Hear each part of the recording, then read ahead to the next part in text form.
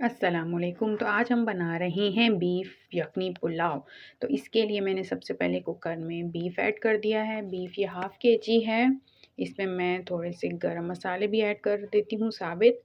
तेज़ पत्ते हैं ये 2 अदद, 4 से 5 लौंग हैं, 2 स्टिक्स इसमें छोटी-छोटी दालचीनी की हैं, 1 अदद बड़ी इलायची है, ये 1 पीस अदरक का है और ये 1 लहसुन है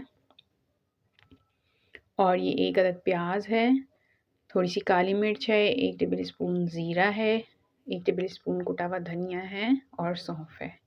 ये सब मैं इसमें ऐड कर देती हूँ। ये सारी चीज़ें ऐड करने के बाद अब इसमें मैं पानी ऐड करूँगी। पानी मैं इसमें तकरीबन 1 जग ऐड करूँगी, जिसे कह लें आप 1.5 लीटर।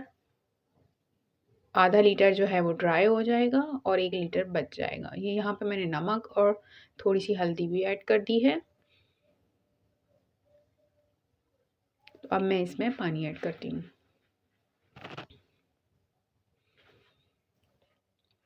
पानी ऐड करने के बाद मैं कुकर को बंद करके और तकरीबन 10 टू 15 मिनट्स तक के लिए कुक करूँगी, जिससे बहुत अच्छी सी यखनी बन के रेडी हो जाएगी।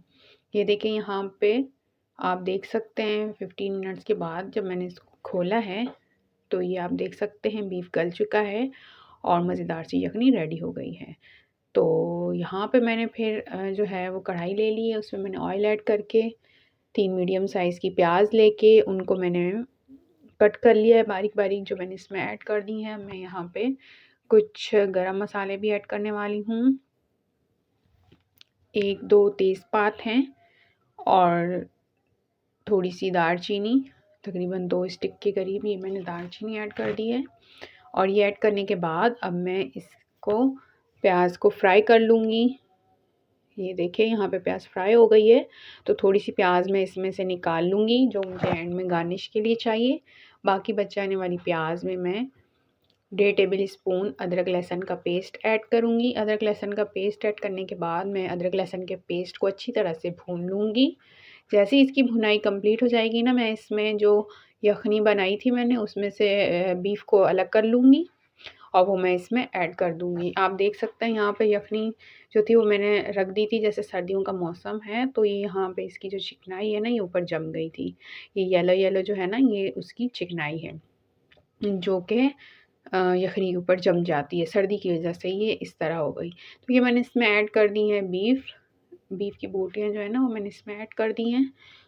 अब मैं इसकी भुनाई करूँगी। अच्छा, यहाँ पे फिर मैंने 6 से 7 अदद हरी मिर्चें लेके इनका पेस्ट बना लिया है, जो मैं इसमें ऐड कर रही हूँ। हरी मिर्च ऐड करने के बाद मैं इसकी भुनाई करूँगी और इसके बाद अब हम कुछ गरम मसाले भी ऐड करते हैं और आप यहाँ पे देखिए मैंने 1 टेबल स्पून नमक ऐड किया है और 1 टेबल स्पून कुटा हुआ धनिया ऐड किया है और ये थोड़ा-सा मैंने ज़ीरा ऐड किया है, तकरीबन 1 या हाफ़ टेबल स्पून। ये मैंने काली मिर्च ऐड की है 1 टेबल स्पून और ये हाफ़ टेबल स्पून मैंने इसमें कुटी हुई मिर्च ऐड की है, लाल वाली। अगर आप चाहें तो ये लाल मिर्च की क्वांटिटी बढ़ा सकते हैं। ये मैंने थोड़ा-सा इसमें लौंग का पाउडर ऐड किया है और ये मैंने इसमें सौंफ का पाउडर ऐड किया है। आप चाहें तो लौंग और सौंफ जो हैं वो साबित ऐड कर दें। तो मैंने इस वजह से यहाँ पे पाउडर ऐड किया है कि मेरे घर में जो है ना वो लौंग जब आती है ना बाइट के अंदर तो उनका टेस्ट समझ में नहीं आता मेरे घर वालों को। तो इस वजह से मैं जो इस तरह के स्पाइसेस होते हैं ना जो मेरे घर वालों को पसंद नहीं होते तो मैं उसको पाउडर फॉर्म में यूज़ कर लेती हूँ। यहाँ पे मैंने ये जायफल का पाउडर ऐड किया है, हाफ़ टेबल स्पून से भी कम है ये, क्योंकि इसकी स्मेल बहुत तेज़ होती है तो मैंने बहुत थोड़ा-सा ही ऐड किया है। थोड़ी सी जावित्री ऐड करूँगी यहाँ पे मैं और अब मैं इसकी भुनाई करूँगी। अच्छा जी, आपको भी जो स्पाइसेस घर वालों को पसंद ना हुआ करें तो आप इस तरह किया करें कि उसको पाउडर फॉर्म में, जिस तरह से इलायची है और लौंग, ये 2 ऐसे गरम मसाले हैं ना जो अगर छोटे होते हैं, अगर हम खा रहे होते हैं तो हमारे बाइट के बीच में आ जाते हैं और जिससे पूरे बाइट का टेस्ट ख़राब हो जाता है। तो मैं इस तरह से करती हूँ कि छोटी इलायची जो होती है ग्रीन वाली उसका और लौंग का जो है वो पेस्ट बना लेती हूँ। यहाँ पे मैंने टमाटर भी जो है ना वो ऐड कर दिए थे। 3 मीडियम साइज़ की टमाटर थी जो अब गल चुकी है तकरीबन। जैसे ही मैंने टमाटर को अच्छी तरह से भून लिया था तो मैंने इसमें ये दही ऐड की है। 1 कप दही है ये। दही ऐड करने के बाद भी मैं इसको अच्छे से मिक्स करूँगी। तकरीबन 3 से 4 मिनट तक के लिए मैं इसको कुक करूँगी।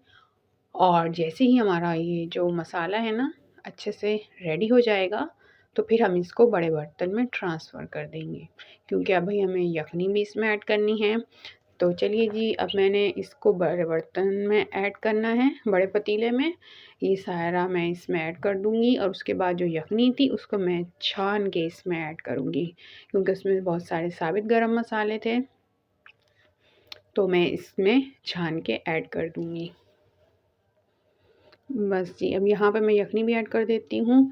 दूसरी तरफ जो है वो चावल थे, चावल भी हाफ़ केजी थे जिनको मैंने आधा घंटा भिगो के रखा हुआ था। फिर मैं उनको अब अच्छे से वॉश कर लूँगी, पानी को ड्रेन कर दूँगी और जैसे ही हमारी यखनी में उबाल आएगा ना तो मैं वो चावल इसमें ऐड कर दूँगी। यहाँ पे कुछ धनिया पुदीना भी मैंने कट करके रखा हुआ है, वो भी मैं इसमें ऐड कर देती हूँ। थोड़ा-सा मैं बचा लूँगी जो मैं एंड में यूज़ करूँगी। यहाँ पे जी लीजिए जी, धनिया पुदीना भी ऐड हो चुका है। अब बारी है इसके में चावल डालने की। तो चलिए जी, चावल भी हम इसमें ऐड कर देते हैं। चावल ऐड करने के बाद मैं हाई फ्लेम पे कुक करूँगी ताकि जो यखनी है इसका पानी जो है वो खुश्क हो जाए। चावल भी जो हैं वो 80% कुक हो जाएँ उसमें। जैसे ही यखनी का पानी खुश्क हो जाएगा तो फिर हम फ्लेम को करेंगे लो। फ्लेम जो होगी वो लो होगी, फिर ये दम पे रख देंगे हम इसको। तो बस अब मैं जल्दी से यखनी का पानी जो है वो खुश्क कर लूँगी फ्लेम हाई करके। ये देखें यहाँ पे तकरीबन जो है ना वो पानी ख़त्म होने वाला है। तो बस अब मुझे थोड़ा ही वेट करना पड़ेगा। जैसे ही इसका पानी खुश्क हो जाएगा तो बस मैं इसके बिरयानी का जो कलर होता है वो ऐड कर दूँगी इसके ऊपर। और जो मैंने प्याज और हरा धनिया पुदीना बचा के रखा हुआ था वो भी मैं ऊपर से इसके ऊपर ऐड कर दूँगी और फिर हम इसके दम की तैयारी की तरफ चलते हैं। बिल्कुल ही लो फ्लेम पे मैं इसको दम पे रखूँगी। तो चलिए जी, इसको अब करते हैं कवर और मिलते हैं 5 मिनट के बाद। 5 मिनट तक के लिए मैंने इसको लो फ्लेम पे कुक किया है। अब आप देख सकते हैं कितना यमी, टेस्टी और मज़ेदार सा ये बीफ पुलाव बन के रेडी हो गया है। आप इसको किसी भी दावत में, पार्टी में, जब कोई मेहमान आ जाएँ अचानक से तो ज़रूर बनाना ये रेसिपी ट्राई करना। अच्छी लगे ये रेसिपी तो मेरी वीडियो को लाइक ज़रूर कर देना और मेरे चैनल को सब्सक्राइब करना मत भूलना। अल्लाह हाफ़िज़।